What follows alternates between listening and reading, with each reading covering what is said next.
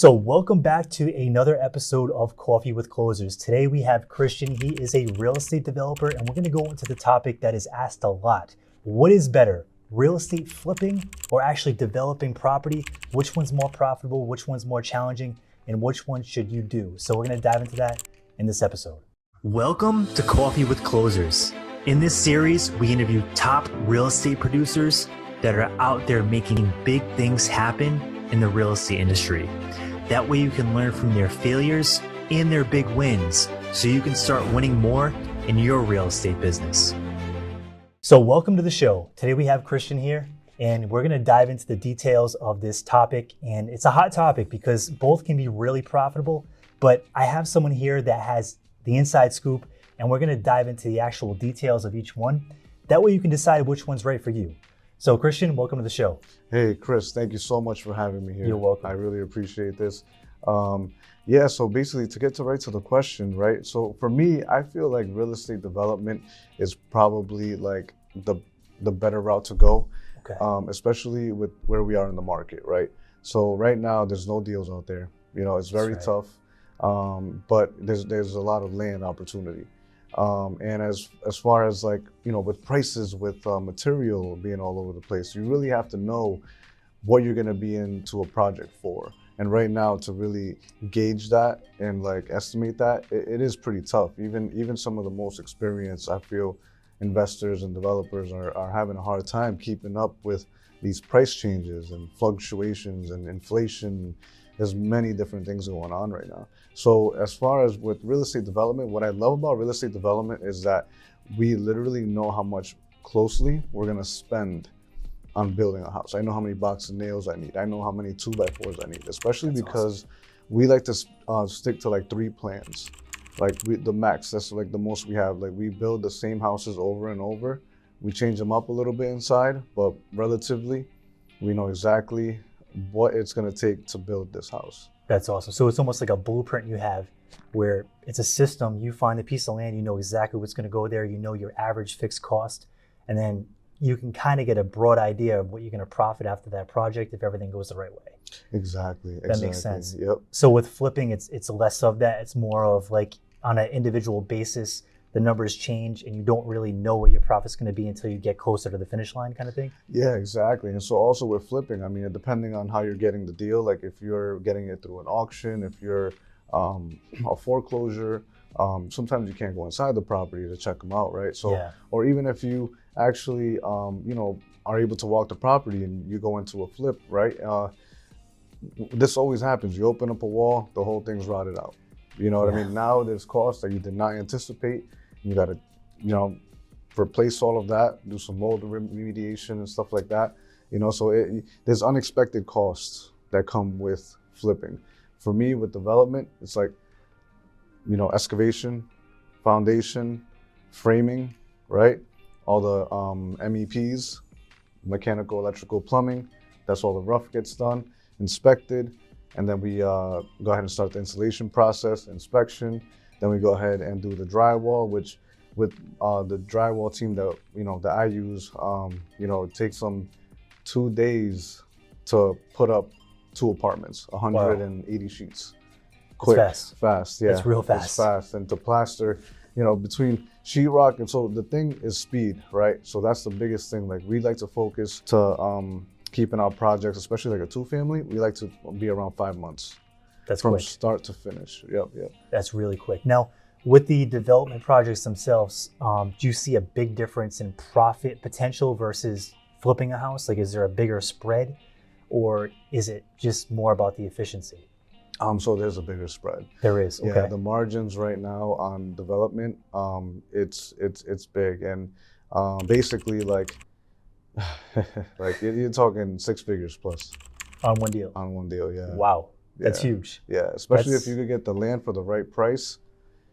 Everything else is, wow, because with a flip, I mean, someone walking away with $30,000-$40,000 profit is considered a pretty good deal. If you're into the house for $250,000, $300,000, and you're walking away with a net profit after all your expenses of $30,000, $40,000, not bad. I mean, that's what a lot of flippers are making. But you're saying over $100,000 in profit is somewhat normal. Yeah, it is. Yeah. Wow. Yeah, and it's crazy to think about, right?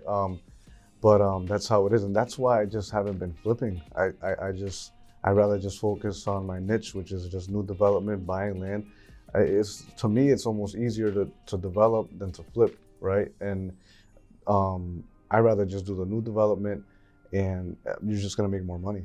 That makes way more sense. So with the development themselves, are you buying these properties with properties already on them and knocking them down, or are you just finding pieces of land that just are sitting there, no one's using, and then you're applying to build on them, and then you go build? Yeah, so what we're doing right now is just buying raw land, like, Wow. basically lots, double lots, stuff like that, and we're building from the ground up. We are maybe in the future looking to purchase properties, tear them down, rebuild them up. It all depends on the zoning, right? And what the best use for that lot will be. So if it's a commercial zoning, then, and we know we can maybe build a 5-unit, that'd be pretty cool. More profit in that, right? But if it's just a regular lot, like, we have to buy the house for the right price, because there's also a charge to like demolish the house, bring it down, and then it gets expensive. So right now we're just really focusing on being able to buy a piece of land that's kind of clear, maybe some trees, and just go in there, clear it up, and then start building. That's awesome. So now, someone out there watching, is there a difference in profit potential between, say, a duplex and a single family? Like, which one do you see more meat on the bone, per se, as a entrepreneur?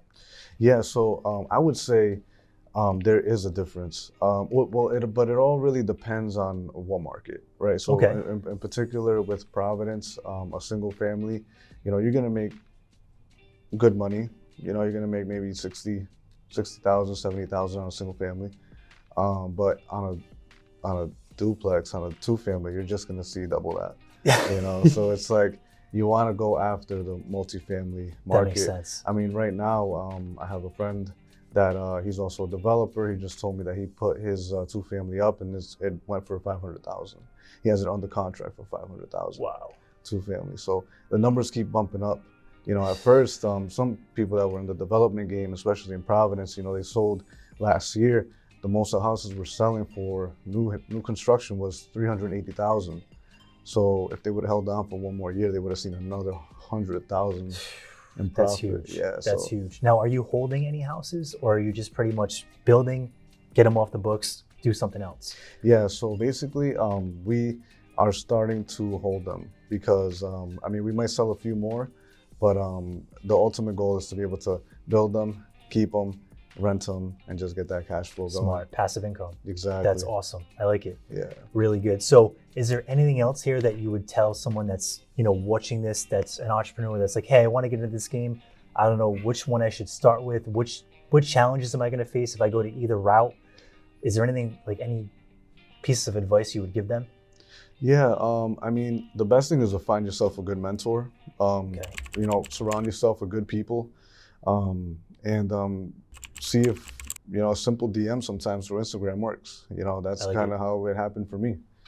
So it's like a simple DM, see how you can bring value to somebody, just like learn from them. I worked for free several times in my life to be able to get where I'm at. It's like, listen, I don't have really much to offer you, but I can work for free. I can handle your social media. I can make some videos. I can just, run, get coffees, whatever. I like it. Add value. Exactly. So, I like it. And even if you get rejected once with someone, you can go to someone else and, just, hey, I'm here, So it's like, just because someone doesn't give you an opportunity, doesn't mean you can't always like hit them back up 2-3 months from now, or like even a month from now. It's all about persistence. The door's not always closed. It's not. It could open at some point in time. I like it. Because things could change within the organization, right? There might be someone that maybe got fired or was let go, and now they need that little void, and you've been there, like asking them, like, hey, listen, I want to work for you guys, or work with you guys. What can I do?